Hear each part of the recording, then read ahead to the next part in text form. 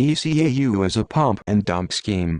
There were 4,500,000 free trading shares in seed shareholders' hands before their 5-to-1 forward split.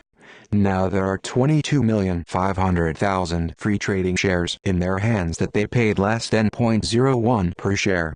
Sweet deal. However, they can't turn their shares into cash if there is no buyers.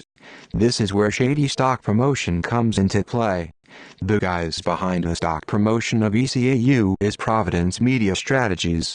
Their websites will be included in the description of this video. Providence Media Strategies TV stock promotion is the one that put them on the map. The stock rose from 60 cents to a pump highs of $2.75. Then insiders started dumping and naive investors got crushed. STV went out to make lows of 10 cents months later. There was also a Chuck Hughes hard mailer being sent to people's homes. Total promotional budget of $895,275. Remember, these promotional mailers are filled with 100% overly bullish bullcrap. They are going to say anything to get people to buy stock in the company. They do this because they get compensated by shareholders who need the buying so they can sell their cheap shares and inflated prices to suckers. Their next promotion was STVF, which acted very similar to this recent ECAU stock pump and dump. Let's take a closer look. Notice how there was zero interest in STVF prior to the stock promotion in March. This is why the shareholders pay stock promoters to bring in suckers so they can sell their shares. This promotion was another successful one for them.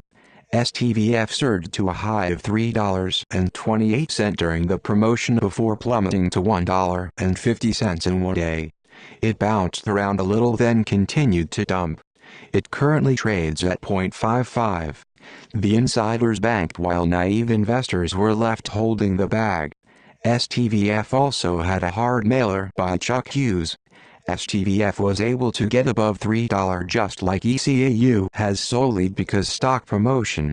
This promotion had a total promotional budget of $1,219,500.00. Now let's take a look at ECAU and its stock promotion. My recommendation to all is to always be skeptical of someone who is pitching a stock to you. More often than not, it is not for your benefit.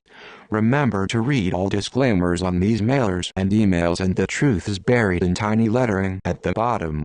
Let's take a look at Paragon Report disclaimer on the emails they sent out on ECAU Automotive, Incorporated. Go to their website to read further disclaimer. We get a bit more information. Important.